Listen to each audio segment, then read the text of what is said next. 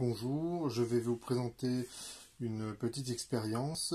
C'est le pendule de Huygens et ça correspond à l'exercice 5 du TD11. Donc ce pendule de Huygens, c'est une amélioration du pendule simple. Le pendule simple, c'est simplement un fil, que là ici il est accroché en ce point-là.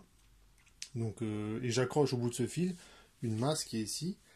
Et je vais et lorsque l'on fait aussi la masse, voilà, ça a une certaine période. Et ce qu'on montre avec le pendule de Huygens, donc ce qui est l'amélioration par rapport au pendule simple, c'est que le fil s'enroule autour de ce profil-là qui est ici.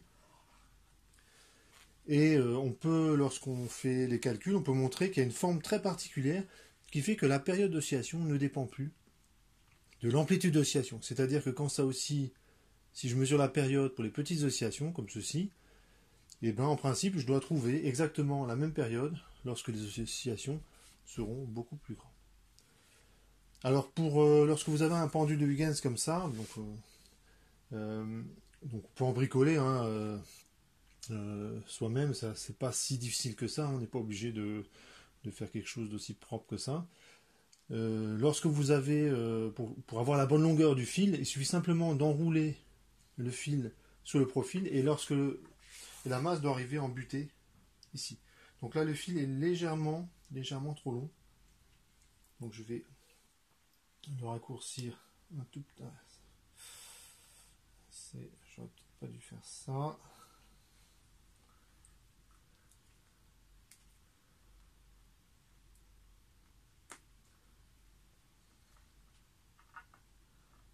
Ouais, oups, à peu près. Donc les manips que je vais faire, alors le matériel que je vais utiliser, c'est lorsque j'ai besoin de mesurer une longueur, je vais utiliser ce mètre. Lorsque j'ai besoin de mesurer un temps, je vais utiliser le chronomètre de ce portable. Le fil que j'ai utilisé, c'est du fil de couture, tout simple. L'avantage de ce fil-là, c'est qu'il est très léger et très souple. D'accord ? Et il est quasi inextensible, vu la masse que j'ai accrochée au bout. Hein. C'est pas très lourd. Et la formule que je vais utiliser, c'est celle-là pour calculer l'accélération de la pesanteur. Hein. En fait, je peux tout mesurer. Je vais mesurer la période, je vais mesurer la longueur du fil, et je pourrais calculer G, et je sais que la valeur, c'est 9,81 qu'il faut trouver. Donc ça me permettra de valider mon expérience.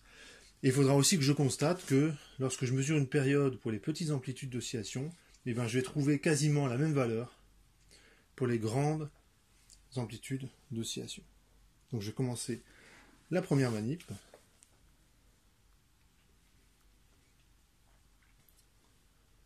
Voilà. Donc je vais faire osciller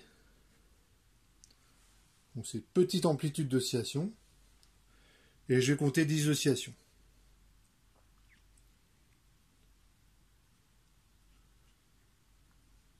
1, 2, 3, 4, 5, 6, 7, 8, 9, 10. Donc je trouve 9,90 secondes.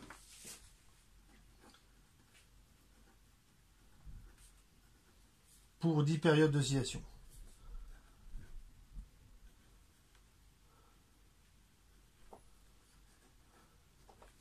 Voilà, 10 fois T, c'est 9,90. Je recommence la manip, mais cette fois-ci, je vais la faire avec des grandes amplitudes d'oscillation. Donc je vais faire démarrer la masse à peu près ici.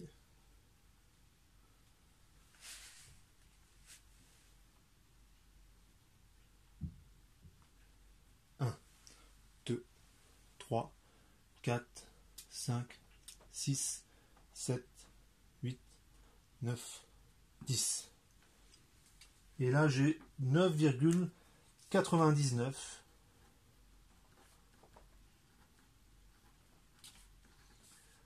secondes pour 10 périodes.